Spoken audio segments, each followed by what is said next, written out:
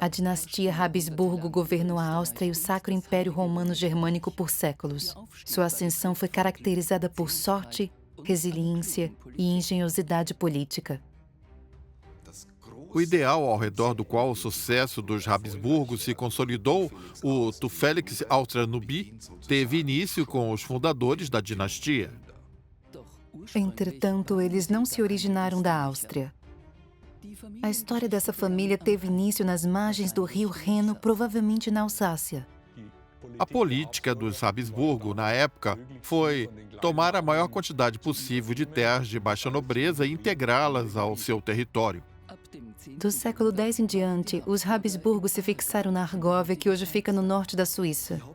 Os Habsburgo passaram muito tempo sendo vistos como os vilões na história da Suíça, mas hoje nem tanto. Aqui eles foram de baixa nobreza para governantes da Áustria e posteriormente de um império global.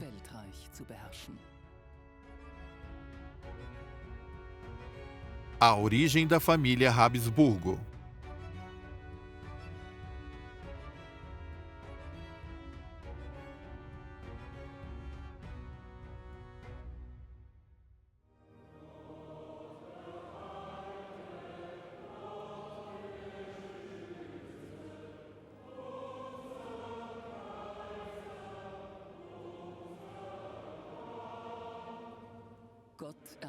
Deus salve a nós. Deus nos proteja. Em 1º de abril de 1989, o antigo hino nacional foi cantado novamente em Viena. Nesse dia, Zita, a última caisarina da Áustria, foi enterrada. A dinastia Habsburgo mostrou novamente seu antigo resplendor.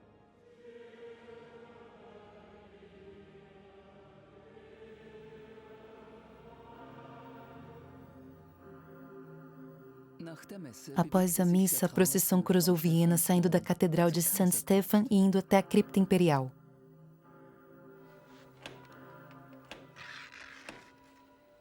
Quem deseja entrar?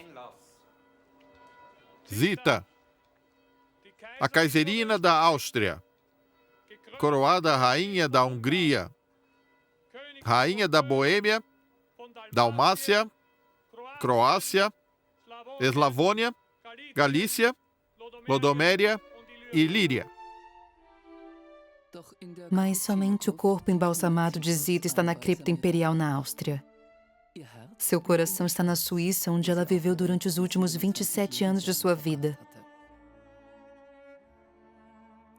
Zita e o Kaiser Karl foram levados à Suíça pelos ingleses quando a monarquia foi abolida. Em 1962, Zita finalmente se fixou aqui, passando os últimos 70 anos de sua vida de exílio em Zizers, uma cidade no leste.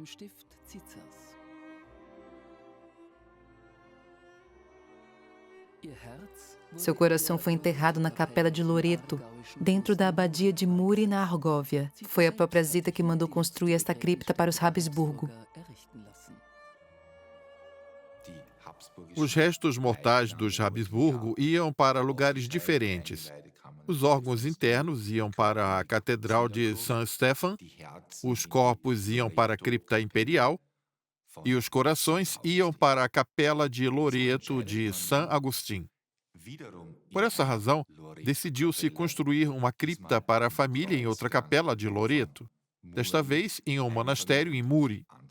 O primeiro enterro realizado lá foi o do coração do Kaiser Karl.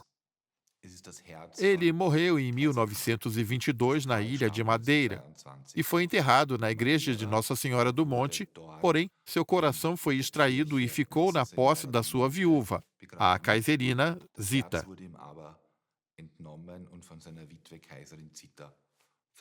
Posteriormente, seu coração foi enterrado na Capela de Loreto, em Muri, em 1970. Aqui, Karl e Zita se reuniram na morte em 1989. O coração dela agora descansa ao lado do coração do marido, ambos guardados dentro de blocos de mármore preto. Esse enterro formou um ciclo simbólico, dando à Abadia de Muri, na Argóvia, tanto o túmulo mais recente quanto o mais antigo da família Habsburgo. Aqui se encontram o primeiro e o último dos monarcas de Habsburgo.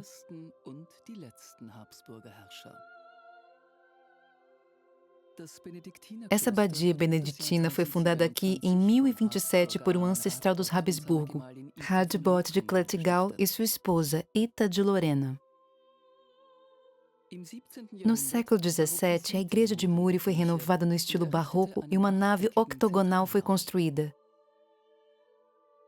Esse octógono no coração da igreja é algo único. Esta é a maior construção com um domo central na Suíça. Os restos mortais dos dois fundadores do monastério, Radbot e Ita, estão localizados bem em frente aos bancos do coral dentro da igreja. Otto II, o primeiro representante da família a usar o nome Habsburgo, bem como outros ancestrais dos Habsburgo, também estão enterrados nesta igreja.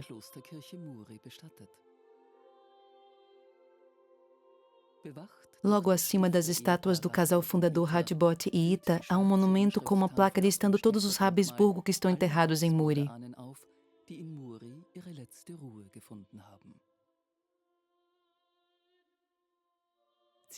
Zita foi a última monarca de Habsburgo a sair da Áustria e voltar ao lar de seus ancestrais na Argóvia.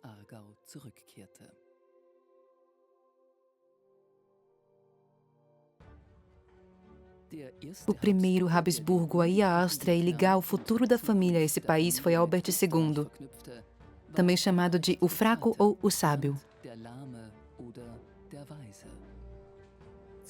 Apesar de seu pai Albert I ter sido o primeiro dos Habsburgo a acrescentar da Áustria seu nome, ele nunca fez da Áustria o seu lar. Foi seu filho Albert II que construiu as bases para a expansão do poder da família nas terras austríacas. Ele voltou sua atenção à região que Albert I chamava de o Leste e pensou: eu posso utilizar esta região para construir algo maior e mais coeso, algo que não traga tantos problemas quanto a pequena área ao redor do nosso antigo lar. Foi esse pensamento que fez Albert II se interessar pela Áustria.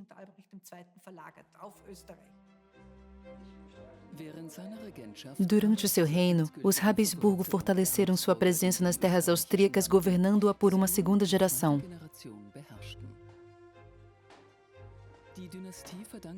Foi ele quem consolidou sua dinastia no poder e tomou as regiões de Caríntia e Carniola. Albert II ficou bastante tempo em Viena, que passou a ser o centro do poder.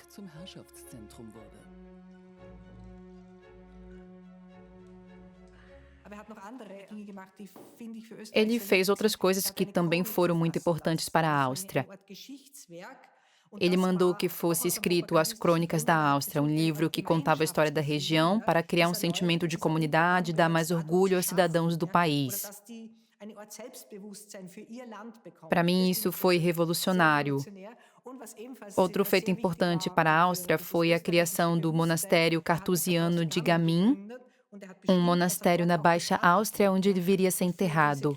O local que os monarcas cristãos escolhem para serem enterrados é de extrema importância, pois ele será o seu local de descanso até o momento de sua ressurreição. A escolha da Baixa Áustria por ser uma antiga posse da Casa de Babenberga mostrou que a Áustria havia se tornado o lar dos Habsburgo, que eles haviam deixado de vez sua terra natal. Esses feitos foram muito importantes para a Áustria como um todo.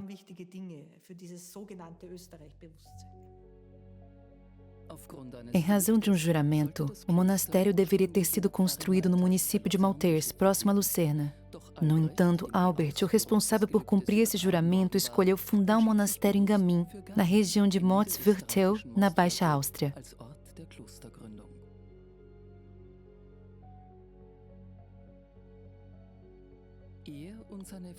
Albert e sua esposa, Joana de Ferrete, foram enterrados em frente ao altar da igreja que posteriormente foi renovado no estilo barroco. Isso faz do monastério de Gamin o lugar com o mais antigo túmulo de um Habsburgo na Áustria. A eleição de Rudolf I como rei dos romanos elevou o status da família ao mais alto patamar, enquanto Albert II foi responsável por consolidar o domínio dos Habsburgo na Áustria. Mas afinal, como eles chegaram até aqui e de onde eles realmente vieram? A coroação de Rudolf I em 1273 foi a culminação de 300 anos de história. Pelo fato de esse ser um ano importante, o período que o antecede costuma ser ignorado. Esses 300 anos de história remontam à Alsácia e à Argóvia. O mais antigo ancestral de Rudolf, do qual se tem relatos, é Guntram, o Rico, mencionado em um escrito chamado Acta Murensia, que pode ter sido redigido muito tempo depois de sua morte. Deve ser analisado com cautela. O documento conta o quão influente ele foi como príncipe da Alsácia. Guntram teve um filho, Lanzelin, de Altenburgo. Ele pode ter sido tanto Guntram quanto seu filho que conquistou o território que hoje é Algóvia. O desejo de se assentar naquele local e de se expandir os domínios da família já eram presentes naquela época.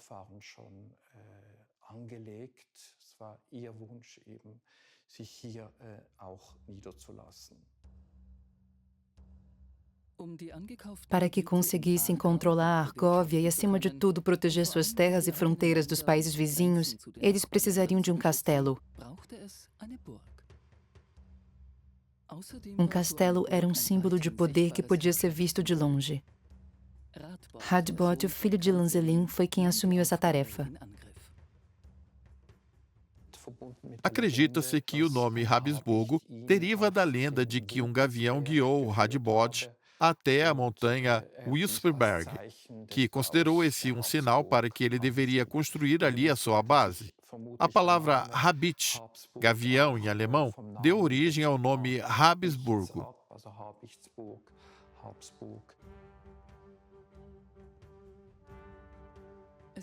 É difícil imaginar que a poderosa casa de Habsburgo teve origem em um castelo aparentemente modesto de mesmo nome.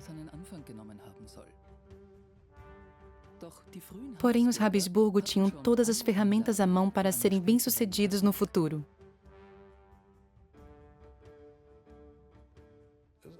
Primeiro, eles tiveram sorte de certas dinastias terem sido extintas. Segundo, a política da diplomacia pelo casamento existiu desde o princípio. O terceiro é que eles tinham a resiliência necessária para guiar os Habsburgo até onde eles precisavam chegar.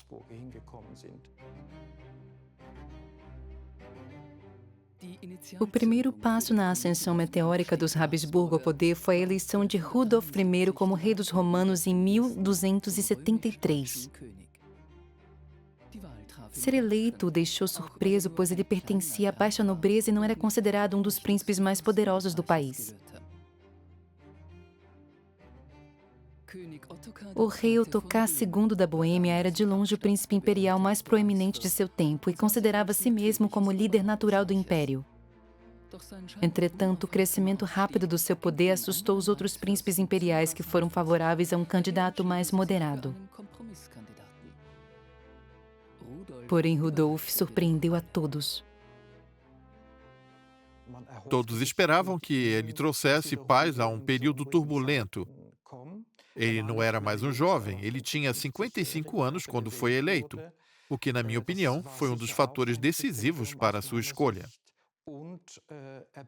Sua personalidade era de uma mistura de seus dois lados. Ele era bondoso, sendo muitas vezes historicamente retratado como um pobre conde. Porém, ele também era beligerante. Ele foi capaz de equilibrar muito bem esses dois lados de sua personalidade.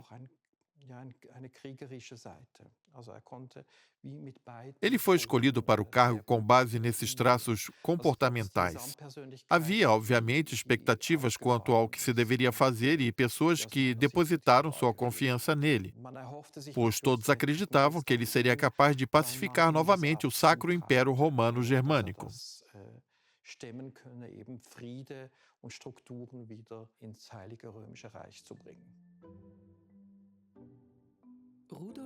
Rudolf era um diplomata habilidoso.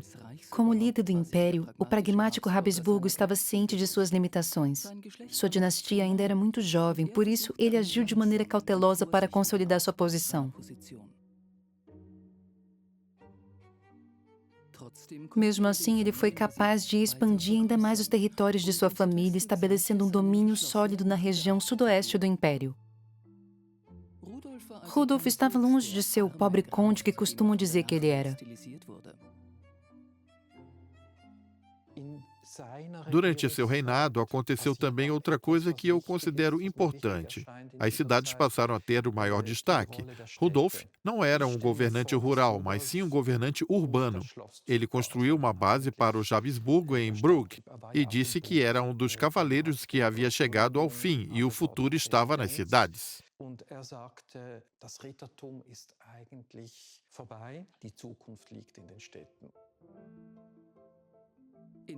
Foram construídas fortificações no vilarejo de Brugg, que então passou a ter o status de cidade.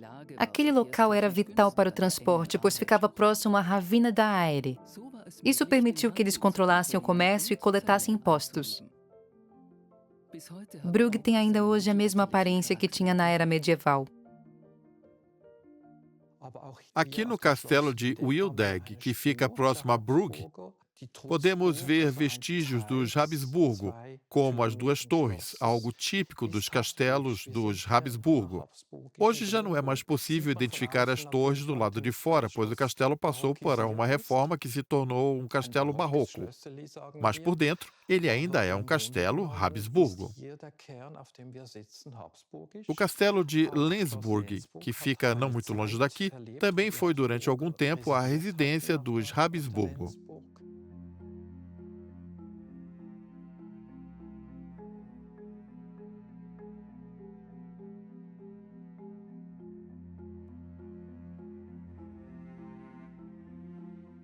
Os Habsburgo criaram sua primeira sede administrativa na cidade de Baden, na Suíça, que foi fundada em 1297.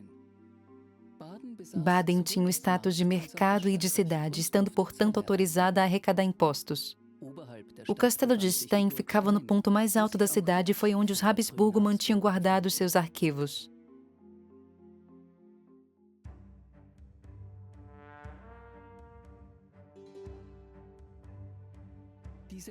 A fundação criada pelos Habsburgo ainda prospera nos dias atuais. A região da Argóvia está repleta de cidades e possui uma extensa rede urbana, onde a vida econômica e cultural se desenrola ao redor dos centros históricos dessas vilas.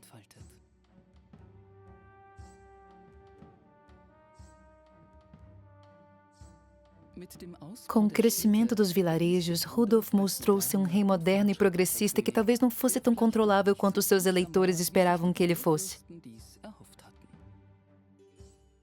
Quando Rudolf de Habsburgo foi eleito como rei em 1273, ele entrou em conflito com o mais poderoso dos príncipes imperiais logo no início. Estamos falando, obviamente, do rei Ottokar II, da Boêmia, que desejava o controle das terras dos Babenberger. Estava claro para Rudolf que ele só teria poder total como rei se conseguisse neutralizar esse poderoso rival. Sua primeira manobra foi no campo político. Ele exigiu a devolução dos territórios que Ottokar havia anexado. Eles firmaram um acordo para que não houvesse conflito. Rudolf se uniu com praticamente todas as casas dentro do Sacro Império Romano Germânico contra Ottokar. Em Viena, Rudolf concordou em abrir mão do direito da herança que tinha sobre a Boêmia, Morávia e Silésia. Porém, ele conquistou as terras de Babenberger e as colocou sob controle direto do Império. Rudolf residia no palácio de Hofburg, em Viena, como o rei dos romanos, mas ele não era o duque da Áustria. Os Habsburgo ainda não tinham controle sobre aquela região.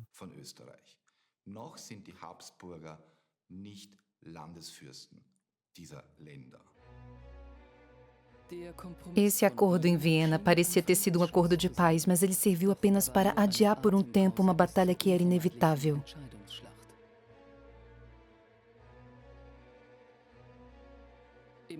Em agosto de 1278, Rudolf derrotou Ottokar na famosa Batalha de Mortfeld.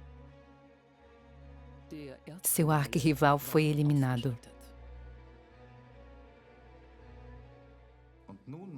Rudolf executou na sequência uma manobra genial.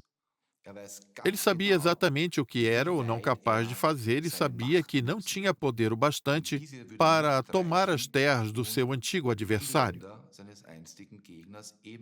Tendo isso em conta, ele reconheceu imediatamente o filho de Ottokar como o novo rei da Boêmia e ofereceu a mão de sua filha em casamento ao rapaz. O ideal ao redor do qual o sucesso do Habsburgo se consolidou, o Tu Felix Austria Nube, teve início com os fundadores da dinastia. Após isso, Rudolf buscou consolidar sua posse dos territórios na Áustria e na Estíria. Em 1282, ele confiou a seus dois filhos, Albert e Rudolf, os ducados da Áustria, Estíria e Carniola em sua totalidade como uma entidade singular. Foi somente a partir desse ponto que os Habsburgos se tornaram os verdadeiros soberanos da Áustria.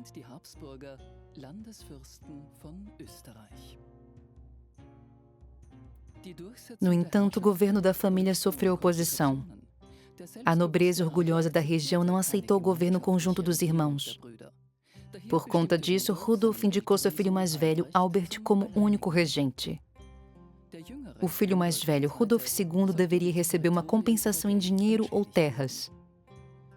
A recusa em pagar essa compensação acabaria resultando em um caso chocante de vingança.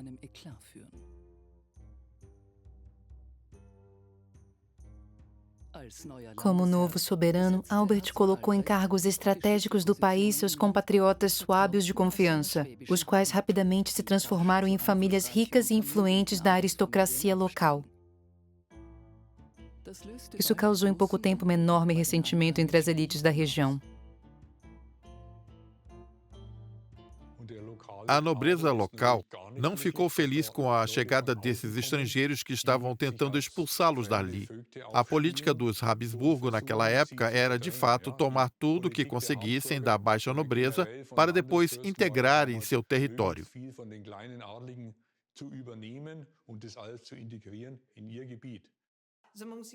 Não é difícil perceber que alguém vindo da região que hoje é a Suíça fala um idioma diferente e tem uma aparência diferente.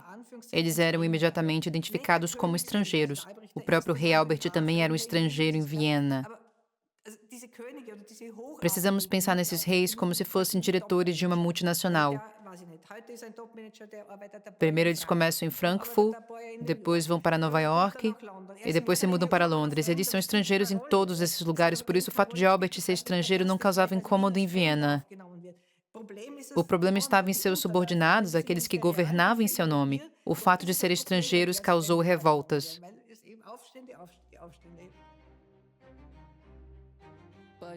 Albert combateu duramente essas revoltas e deu fim a rebeliões em Viena e na Estíria.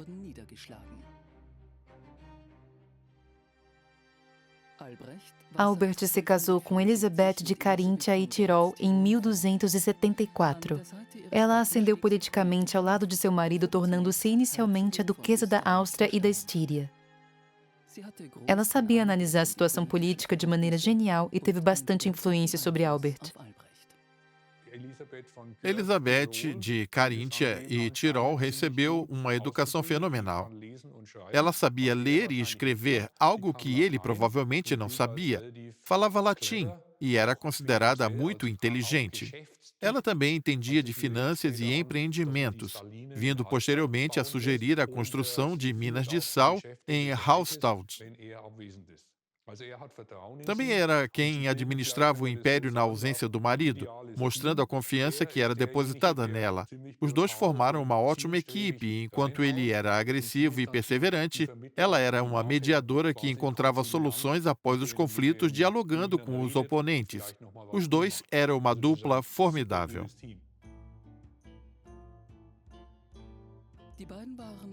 Os dois também eram uma dupla formidável dentro do lar. O casamento duradouro e feliz que tiveram produziu 21 filhos, dos quais 10 infelizmente morreram na infância.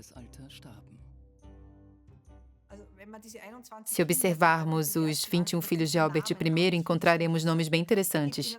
Para alguns dos filhos, ele escolheu nomes tradicionais, dentre os Habsburgo, como Rudolf, Otto e Albert. Para outros, ele deu nomes austríacos como Heinrich, Friedrich e Leopold.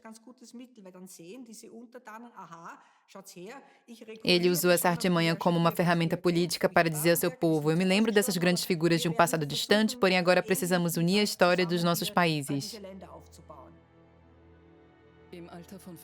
Aos 40 anos, Albert contraiu uma intoxicação grave inesperadamente, quase morrendo no processo.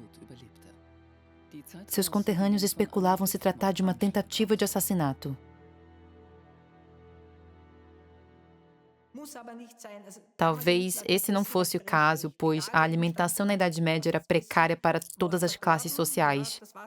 Os alimentos estragavam rápido e a água era imprópria para consumo, razão pela qual eles bebiam cerveja e vinho que eram feitos com a mesma água. As dores de barriga eram comuns. Eles também consumiam muitos grãos. Eles costumavam comer mingau feito de uma variedade de grãos, o que parece algo requintado, mas não era, pois eram grandes as chances de ter uma intoxicação grave. Era algo que acontecia com frequência, fosse você um nobre morando em um castelo ou um camponês na fazenda. Quando um governante ficava doente, a suspeita era sempre de envenenamento e eles logo chamavam um médico. Os relatos dizem que Albert I foi pendurado de cabeça para baixo para que assim o veneno saísse mais rápido do corpo, mas o que aconteceu foi que o acúmulo de pressão sanguínea na cabeça fez um de seus olhos saltar para fora, que teve de ser colocado de volta no lugar com uma cirurgia. Esse era um dos tratamentos comuns na era medieval que sequer pode ser chamado de medicina.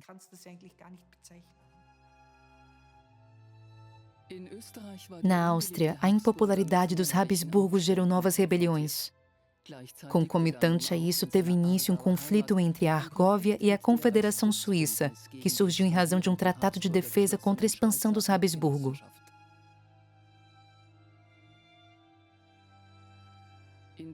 Em meio a essa encruzilhada que tornava incerto o futuro da família, Albert foi vítima de um assassinato.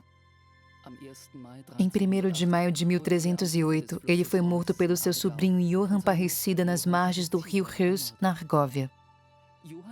Johann emboscou seu tio com a ajuda de outros conspiradores. Após cruzar o rio, Albert se separou de sua comitiva e foi morto com um golpe de espada.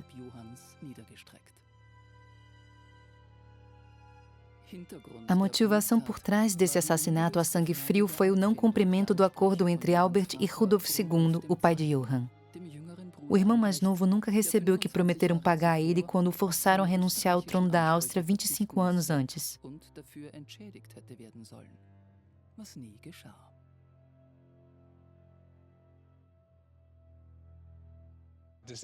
Tudo aconteceu porque o filho havia herdado o ódio do pai. O rapaz carregava dentro de si uma grande frustração. Ele deveria ter pensado melhor a respeito disso. Não há muito a se ganhar com o assassinato de um rei. Eles foram considerados criminosos e passaram a ser perseguidos pelos Habsburgo. Todos os envolvidos morreram no fim. Um deles provavelmente foi executado formalmente, enquanto os outros desapareceram, com diversos relatos tentando explicar esses desaparecimentos. Como forma de marcar essa tragédia na família, a agora viúva Rainha Elizabeth de Carinthia e Tirol fundou um convento clarista no local do crime e deu a ele o nome de Monastério de Königsfelden. Os grandes vitrais, em sua maioria originais, são uma maravilha feita pelos maiores artistas góticos da época. Os indivíduos que pagaram por esses vitrais ainda podem ser vistos por aqui e são testemunhas da importância deste lugar para a Casa de Habsburgo.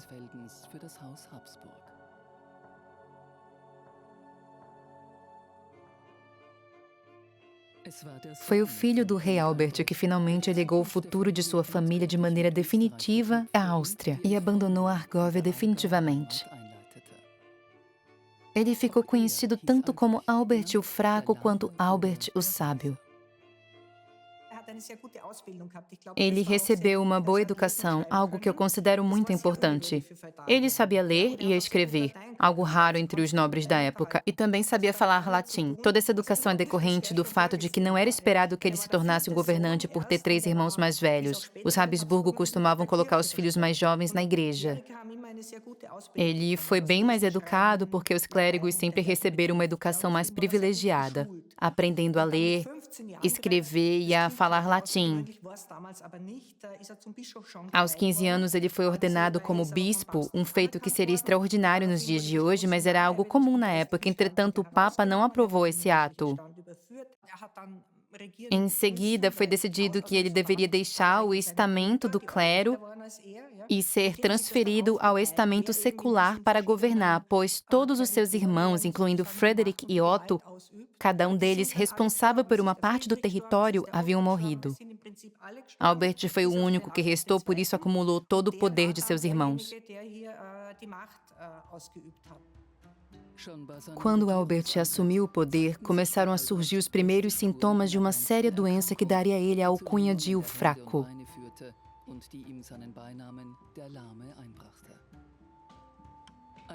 Uma autópsia realizada em 1985 mostrou que ele sofria de poliartrite, um tipo extremamente doloroso de artrite reumatoide. Apesar de ter estado fisicamente debilitado, Albert II foi considerado um governante respeitado. Durante seu reinado de 28 anos, os Habsburgo firmaram definitivamente suas raízes na Áustria. Apesar do fato de que, em meados do século XIV, a região foi assolada por diversas catástrofes como terremotos e nuvens de gafanhotos.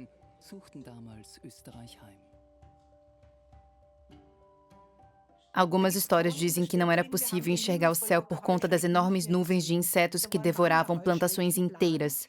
Depois disso, houve uma temporada de frio intenso com fortes chuvas que devastaram novamente os campos. Mas a maior parte dessas catástrofes foi a peste bubônica. Vários tipos de doenças se espalhavam por toda a Europa a partir da Crimeia. Ela chegou até a atingir a Noruega em 1349. Aqui ela teve início na Caríntia, uma região da Áustria, e depois se espalhou. Foi um período de tragédias.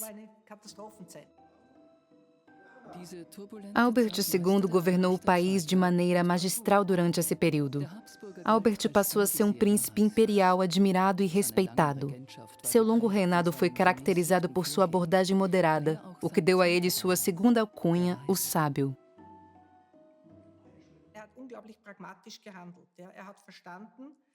Ele agia de maneira pragmática. Albert sabia o que ele era e o que não era capaz de conquistar. Por estar acometido dessa doença, a qual denominavam paralisia e que na época ninguém sabia exatamente o que era, ele percebeu que não seria eleito rei e passou a concentrar seus esforços em outros assuntos, como a expansão de um novo estado que ele havia acabado de conquistar. A Caríntia foi dada a ele como herança e estava sob o domínio da Casa de Wittelsbach, da Baviera. Uma das peças mais importantes desse processo foi sua irmã, que foi a responsável por lidar com os problemas que estavam transcorrendo na Argóvia, enquanto ele se concentrava na Áustria, em especial na região sul, onde ficam a Estíria e a Caríntia. Assim que sua irmã Agnes, da Hungria, deu fim a esses conflitos na Suíça, ela passou a ser chamada pelo povo de Rainha da Suíça. Agnes foi a primeira Habsburgo a governar a Hungria. Como esposa do rei Andreas III, ela se tornou o elo que uniu sua jovem dinastia real à coroa da Hungria. O rei Andreas havia morrido 5 anos antes e Agnes retornou à Argóvia. Ela passou a tomar conta do recém-fundado monastério de Königsfelden e o transformou em um centro de poder para os Habsburgo.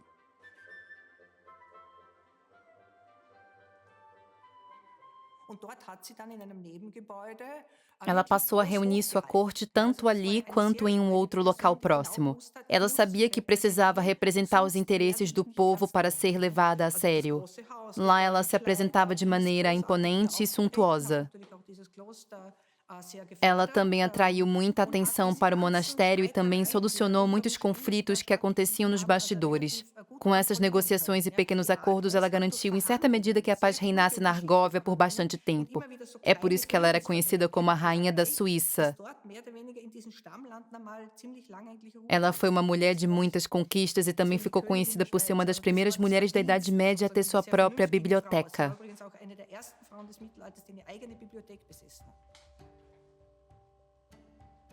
Enquanto isso, seu irmão Albert precisou solucionar um outro problema. A sua falta de filhos homens colocou em risco a casa de Habsburgo. Durante 15 anos de casamento, Albert e Johanna tiveram 5 filhos, porém todos eles morreram pouco após o nascimento. A dinastia estava à beira da extinção. Uma peregrinação a Aachen foi vista como a última alternativa.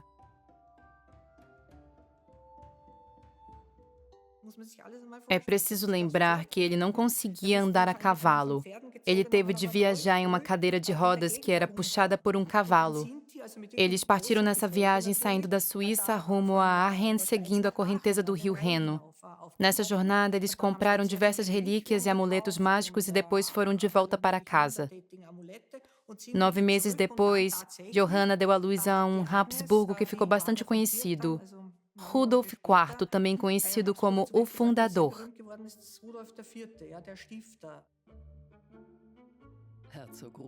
O Duque Rudolf IV foi o Habsburgo mais influente do século XIV. Apesar de ter vivido apenas 26 anos, seu reinado causou um enorme impacto político e cultural.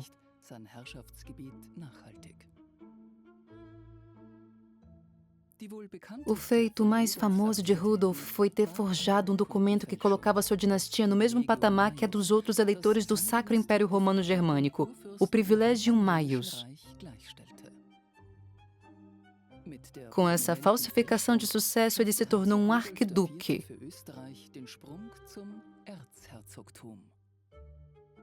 O duque Rudolf IV herdou a esperteza política de seu pai, Albert II. Tendo recebido um país estável de seu pai, onde a posição dos Habsburgos já estava assegurada, Rudolf pôde disputar o jogo do poder com as grandes dinastias. O Kaiser naquela época era Karl IV, da Casa de Luxemburgo, o responsável por transformar a cidade de Praga em uma metrópole. Rudolf se casou com a filha de Karl, Catherine, e com muita sagacidade tentou repetir em Viena, a cidade onde morava, tudo o que o seu sogro havia feito em Praga. Karl havia fundado uma universidade em Praga, portanto, Rudolf fez o mesmo em Viena. Karl expandiu a Catedral de São Vitus, fazendo com que Rudolf pudesse transformar a igreja de São Stefan, em Viena, em uma catedral majestosa.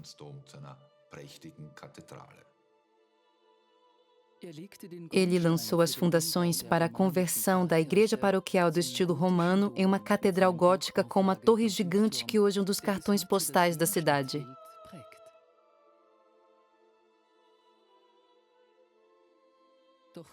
Mas Rudolf não conseguiu ver a finalização do seu projeto. Ele morreu em 1365 com apenas 26 anos. Por não ter filhos, a regência passou para seus irmãos mais jovens, Albert III e Leopold III.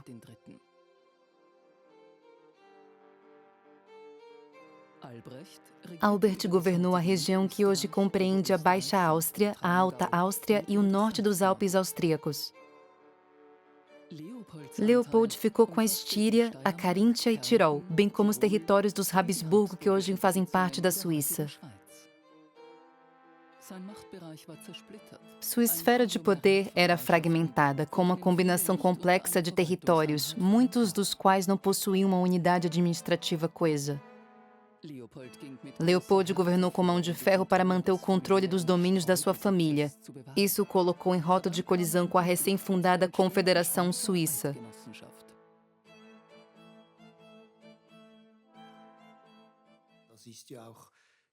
Um dos desafios que os Habsburgos enfrentaram foi como governar um território tão extenso. Esse problema ficou sem solução por bastante tempo. É por essa razão que os territórios ao leste eram mais importantes para os Habsburgo em termos de poder político.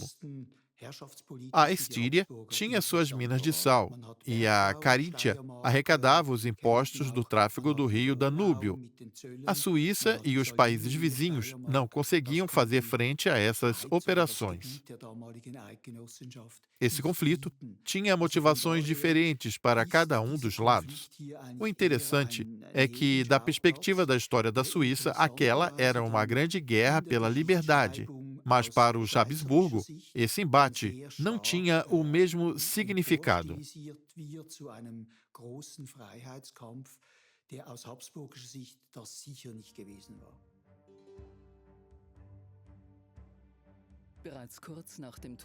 Pouco após a morte de Rudolf I, os cantões de Uri, Schwyz e Unterwalden assinaram a chamada Confederação Eterna, com o intuito de proteger suas liberdades contra a crescente sede dos Habsburgo por poder.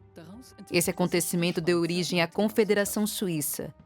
Iniciou-se então um longo conflito da Suíça contra os Habsburgo.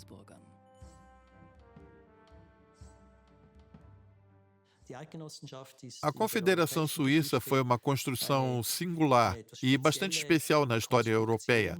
É raro ver vilarejos e cidades rurais unindo forças para lutar contra a realeza, e é mais raro ainda vê-los tendo êxito. Esse conflito entre a Confederação e a Áustria possui contornos diferentes, pois a nobreza, nesse caso, os Habsburgo, questionava a legitimidade dessa confederação.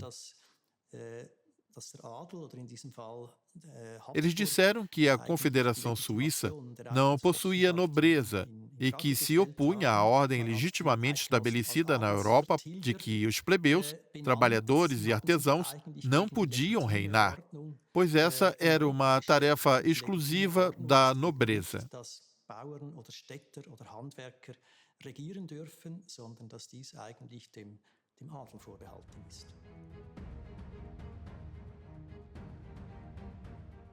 Leopold lançou uma campanha militar contra a Confederação e levou seu exército para a batalha contra as forças despreparadas da Suíça em Sempach, próximo a Lucerna. Apesar de estar em menor número, os suíços foram mais determinados e velozes naquele terreno acidentado. O resultado foi uma derrota avassaladora na Batalha de Sempach em julho de 1386, onde um exército de camponeses suíços derrotou um exército de cavaleiros profissionais. O Duque Leopold III morreu em batalha. As consequências dessa derrota foram seríssimas para a Áustria. Houve a perda do controle dos Habsburgos sobre a Argóvia na Suíça e eles tiveram de se retirar dessa região, que posteriormente se tornaria parte da Confederação Suíça. Os Habsburgo passaram muito tempo sendo vistos como os vilões da história da Suíça, mas hoje nem tanto. A visão nacionalista de que os Habsburgo, os alemães e os estrangeiros são todos iguais não se sustenta hoje. Atualmente, o povo tem muito orgulho da participação que os Habsburgo tiveram em seu passado, e ele quer mostrar que a formação da Confederação Suíça não foi um processo simples e linear, mas sim uma culminação de diversos fatores. Os Habsburgo ainda estão presentes em Muri. Seus túmulos estão aqui. Eles ainda preservam parte da memória dos Habsburgo aqui na Argóvia. Aqui em Muri, uma jornada de 1000 anos completa seu ciclo. De seu início como uma família de condes até seu encerramento com os corações de seus últimos monarcas.